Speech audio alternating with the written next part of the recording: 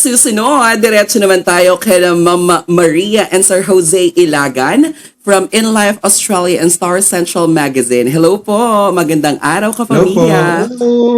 Hello. Hi, I'm Maria from Star Central Magazine in Sydney, Australia. It's so nice to see all, kapamilya. Here in Australia, we always watch TFC here, especially the teleseries. Anyway, my question is for Joshua Garcia. Hello po. Hello, Joshua. It's so nice to see you virtually. You're so cute. Thank you po. Cute din po. Anyway, my question for you is, why do you think people should watch this viral scandal series, and what makes it different from other shows or series? Dapat panoorin ng mga tao to. Kasi napapanahon yung kwento niya.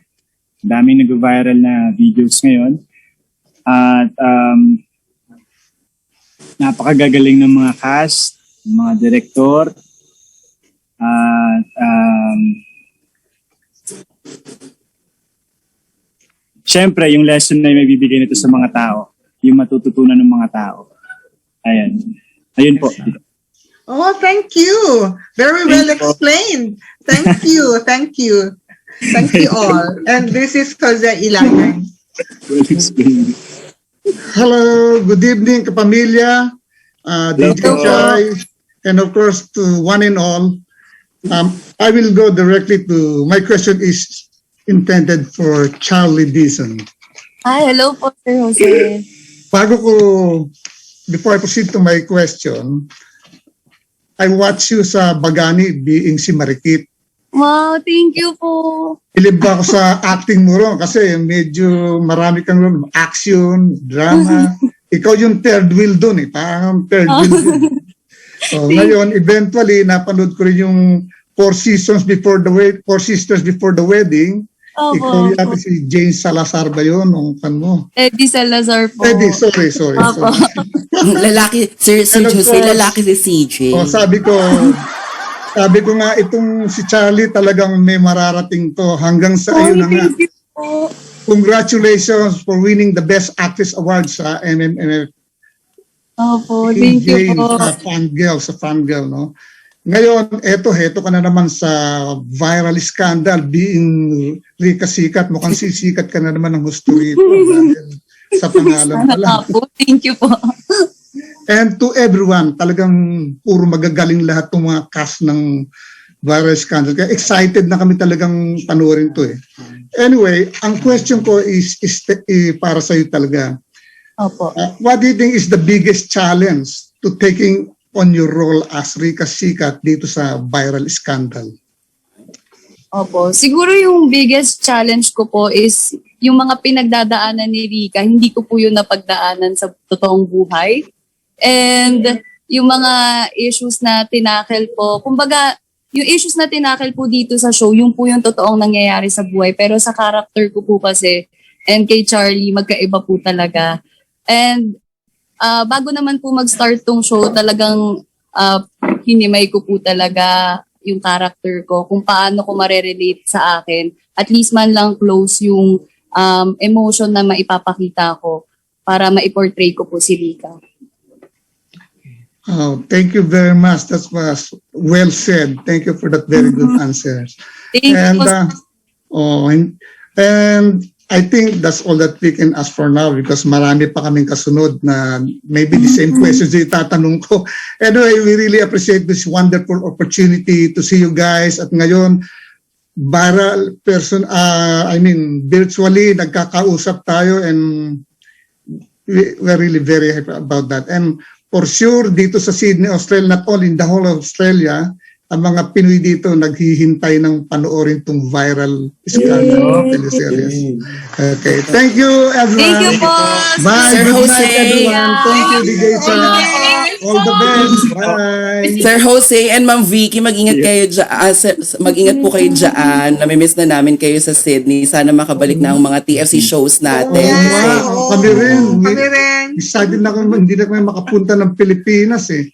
So, Totoo thank you, po. Diday Chai, for this wonderful opportunity na binigyan niyo sa amin, ha? Thank Maraming you, salamat Teacher po. Shai, Thank you, and everybody. kapamilya. Thank you so much po. Kapamilya. God bless you all. Take care too. Take care. God Bye. bless. Bye. Ingat po kayo at salamat din po sa inyong oras, Jay. Ayan, Ayan. live na live It's kanina. our pleasure. Thank you. Kanina It's Los our Angeles. pleasure. Oh, Thank it's you, our sir. pleasure and privilege. Okay, Thank you, sir. bye. Kami din po. Ingat po Kanina dyan. Los Angeles, tapos ngayon Sydney, di ba? Sydney. Oo, bongga. Okay. Siyempre, Okay, ang susunod bye. naman dyan ay from Lionheart TV, RJ Mataro. Hi, RJ! Hi, DJ Jai. Hello po. Hello din sa mga cast and congratulations sa viral scandal. So, my first question is para kay Charlie Dizon. Kasi nga, di ba, based on the premise ng series, yung story circles around a woman who's a victim of a sex scandal. So, what's your take on women who have gone through the same experience? And do you think ba na fair for people to cast their judgment dun sa mga babaeng naging biktima ng sex scandals before? Ang taray, sex scandal talaga. Para feeling ko lang naman, mga viral video para mga ganun drama, no?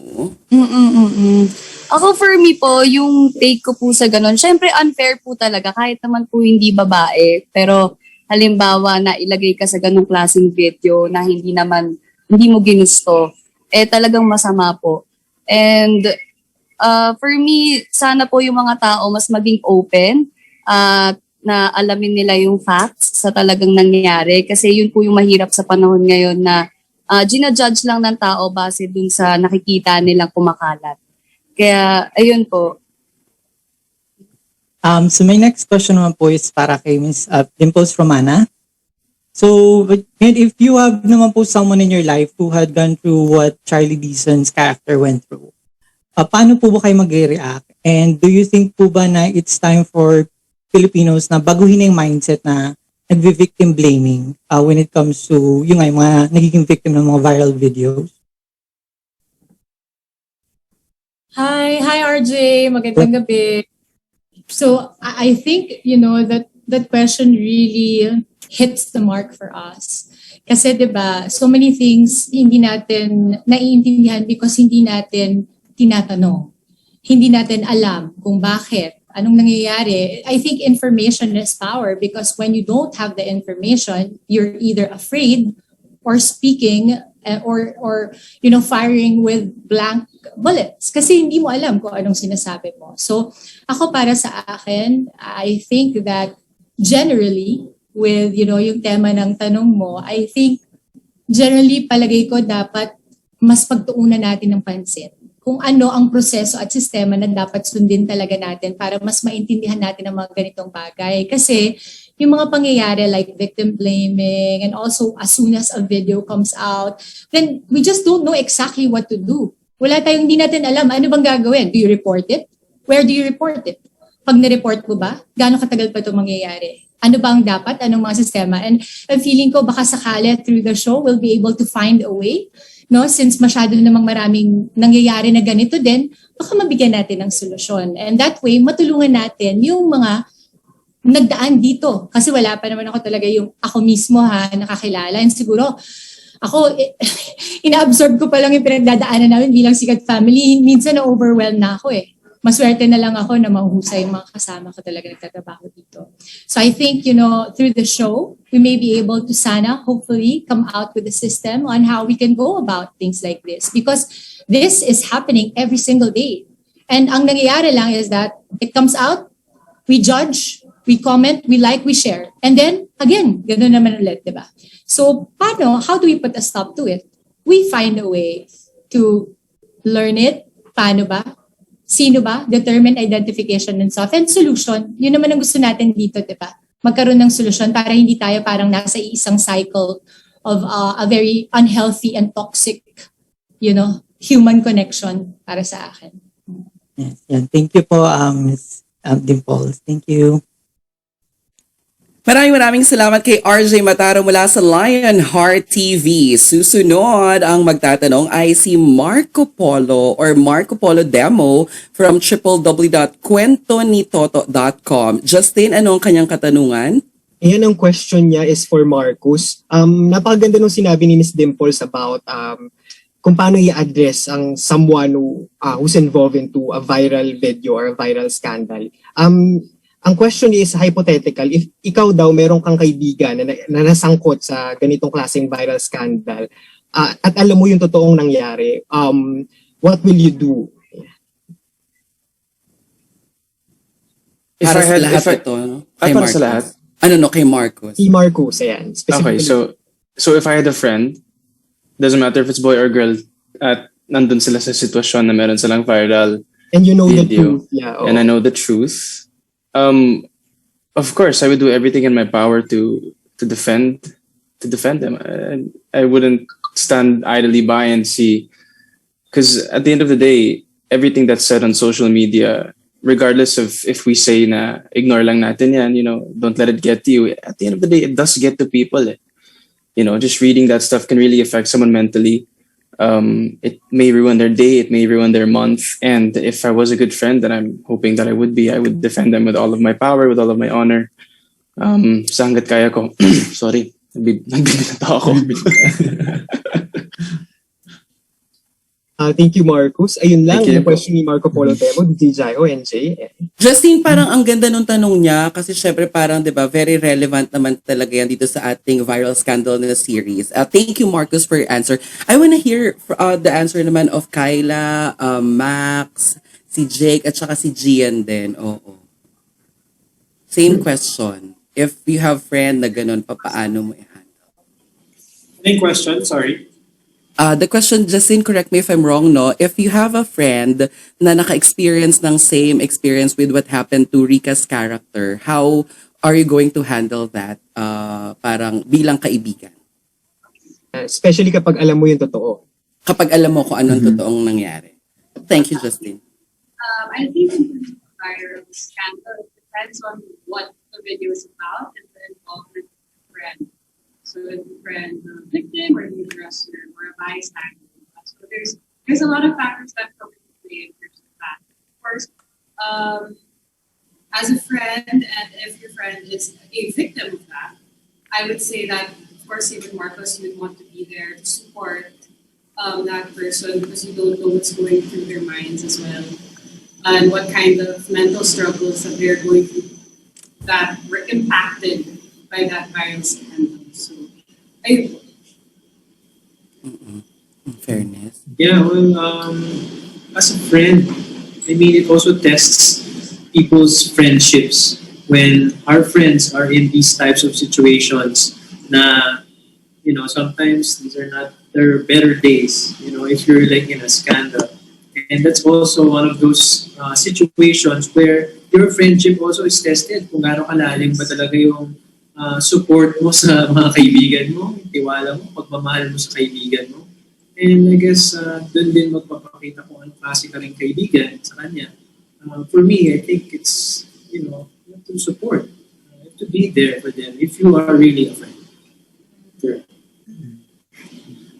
If that happened to any of my friends, syempre I would be there and I would offer a safe space. I would hold space for them and show them that they can be real with me, tell me what they're feeling, and I will be there to understand. I will not judge. Because if I can be that kind person for them, then hopefully I can inspire them to do the same for their friends in the future. Kumbaga, it starts with me. If that happened to me, I would want someone to offer that space for me as well. So, if may mangyari man yun sa mga kaibigan ko, I will be there. I will not judge. I will be kind. And I just want to add lang pala to what everyone said. I feel like, people make mistakes. And I feel like as long as the person is, for example, the person made a mistake or your friend made a mistake, everyone is capable of change for as long as they are committed to improving themselves. And I feel like we should be supportive of them in that way. So, Yeah. I completely agree with what they all said. And for me, I can be parang some sort of proof that at least everyone in this cast, if you're going through something, tong cast na to, you really do feel the love.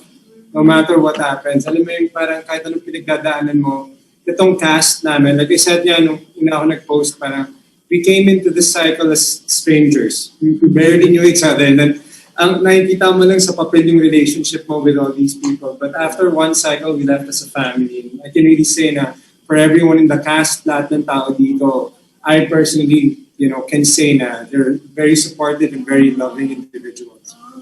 Ayun, bongga, palakpakan natin yan. That's very important nowadays, diba? Because a lot of us were experiencing anxiety, mga ganyan-ganyan eksena. So, bongga yung support system. Jay, you have something to say? Yes, of course. We are down to our last 5 sets of questions, and we have from Chicanes, Albert Bryan. Albert! Nasaan ka kaya ngayon? Nasa car! Expected Saka mo? ng internet sa bahay. Kaya gumora muna ako. Thank you, Jay. DJ Hi. Mabuhay. DJ Hi? Hindi talaga Jai? Hi talaga.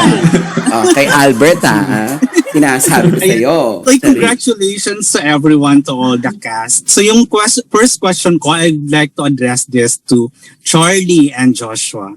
Congratulations to Hi, Mama to Albert. both of you. Hello, dear. Happy birthday, Joshua. Ayan. Thank you. So yung first question ko is, how would you describe Charlie, Joshua as your leading man? Paanong alaga ng isang Joshua Garcia? And vice versa. Ay! Naku.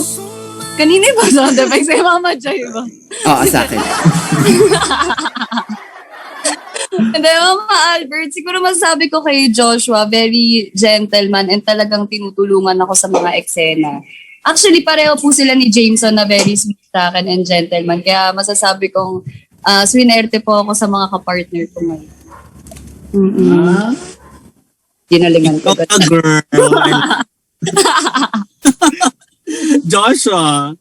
Ako naman, wala akong sabi kay Charlie. Napakagaling. Alam mo yun? Napakaganda. Oh! Asul! Wala akong sabi. Napakagaling niya. And nagagawa niya naman yung trabaho niya. Okay siya okay siya behind the camera. Okay siya may kaibigan. Okay siya may pamilya. Alam mo yun? Yeah. May lagay ako. Parang okay siya maging pamilya. Okay. Congrats to both of you. Thank you. Ayan. And yung last question ko naman for Marcos. Hey, Marcos. Mabuhay. Ayan. Social pag kay Marcos. Good to see you. Pag kay Marcos, hey Marcos Pag sa amin, hello Nagkataon lang, Marsh. Ayan. Okay, Ayan. Marcos, yung question ko is, kasi ngayon, di ba, when you post in social media, prior to being a father, the focus was more on you.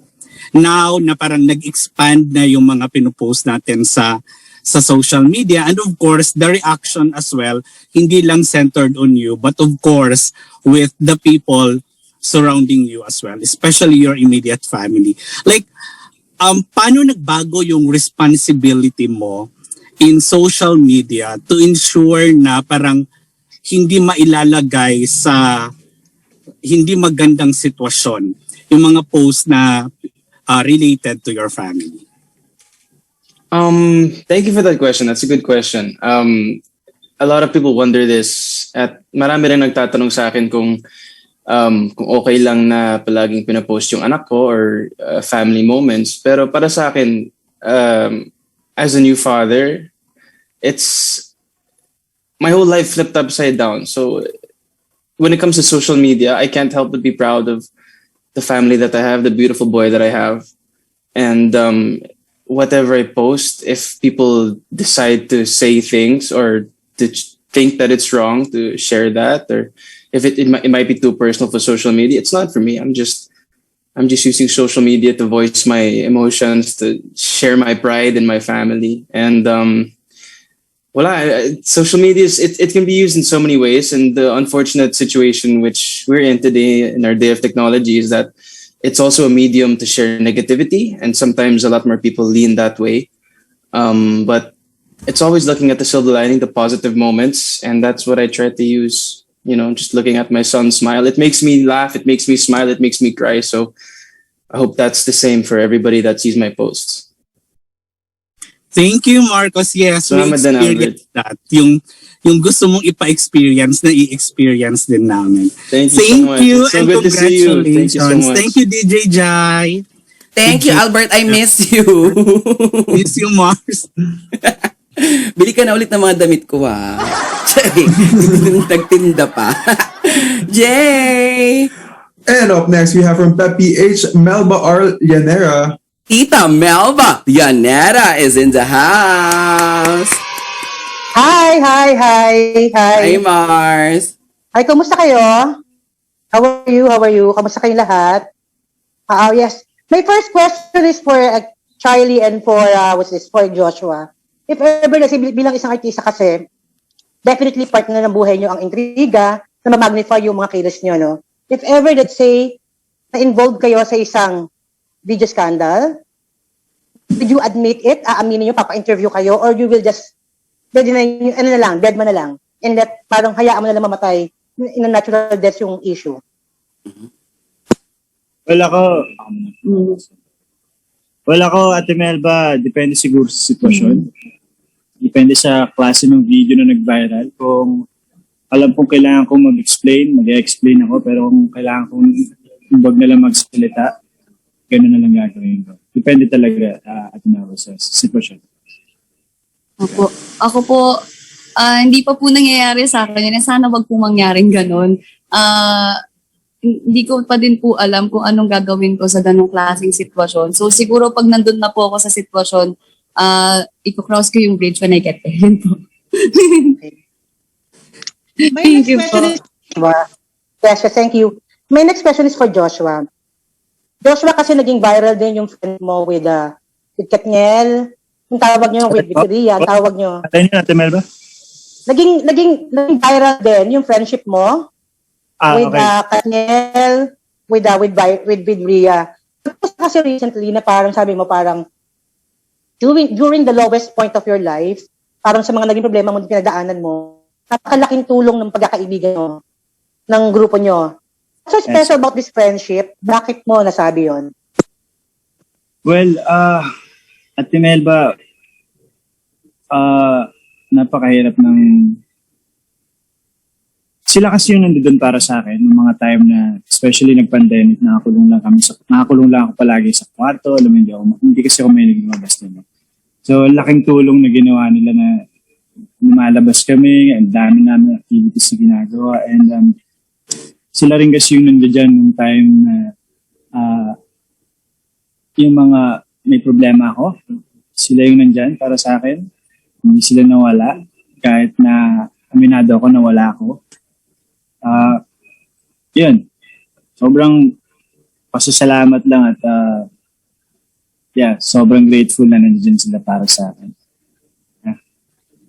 And I think sobrang swerte ko na maging kaibigan sila.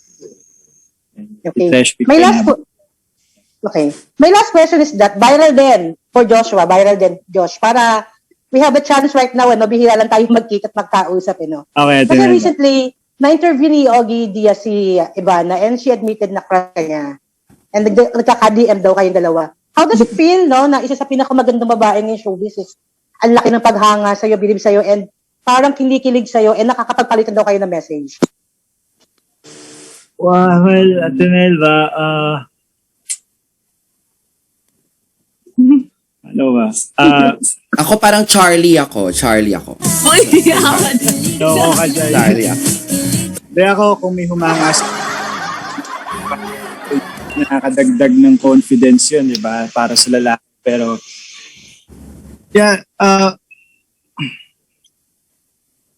hindi ko alam reaction ko.